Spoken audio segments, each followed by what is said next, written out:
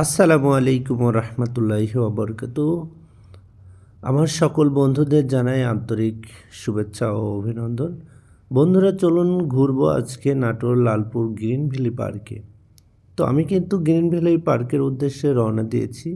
তো আশা করি আপনারা সবাই আমার সঙ্গেই থাকবেন। আলহামদুলিল্লাহ, অলরেডি আমরা গ্রিন ভ্যালি পার্কের সামনে পৌঁছে গেছি। আর সেখান থেকে প্রথম গেট চেকিং দিয়েই আমরা কিন্তু ভিতরে প্রবেশ করছি। তো আসলে চারপাশের পরিবেশটা এতই সুন্দর লাগছে আমার কাছে, অসাধারণ একটি জায়গা। বন্ধুরা, আপনারা সবাই যদি কেউ না এসে থাকেন এই লালপুর গ্রিন ভ্যালি পার্কে, আমি বলবো একবারের জন্য হলেও পরিবার সহ প্রিয়জন সাথে এই লালপুর গ্রিন ভ্যালি পার্কে এসে ঘুরে যাবেন।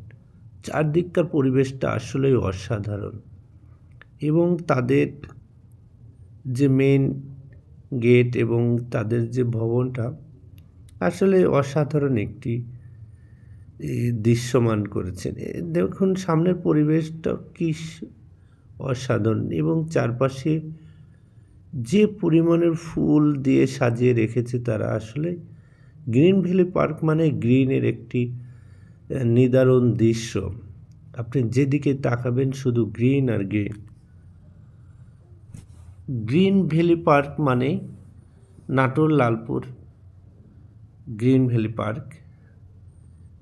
এই কাজটি কিন্তু একদম ইউনিক এবং একদম নতুন। এই পানির ফোয়ারা কিন্তু দেখা যায় একমাত্র বড় বড় শহরগুলোতে, যেমন বাংলাদেশ নয়, বাংলাদেশের বাইরে বিভিন্ন লন্ডন বলেন, ইউরোপ, আমেরিকা,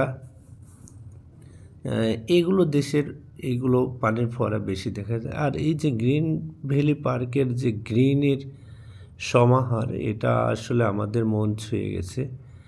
এজন্য গ্রিন ভ্যালি পার্ক নাম।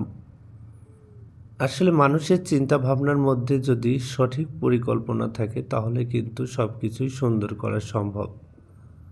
তাই আমরা যে পজিশনে আছি সেখান থেকে আমরা সবসময় সঠিক চিন্তা ভাবনা মাথায় নিয়ে আসব, তাহলেই কিন্তু আমরা কাজে সাকসেস হবে ইনশাআল্লাহ। তো বন্ধুরা, আসলে দেখুন যে গ্রিন থেকে যে ইয়েলো, তারপর রেড, হলুদ, বিভিন্ন কালার করা যায়, সেটা কিন্তু ফুলের মাধ্যমে আসলে সম্ভব।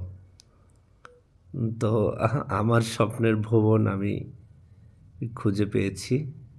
তো আপনারাও যদি এমন একটি স্বপ্নের ভবন খুঁজে পেতে চান তাহলে অবশ্যই কিন্তু গ্রিন ভ্যালি পার্কে চলে আসবেন ইনশাল্লাহ। আমি নেক্সট টাইমে আবারও আপনাদের সঙ্গে দেখা করব সামনে 14ই ফেব্রুয়ারিতে।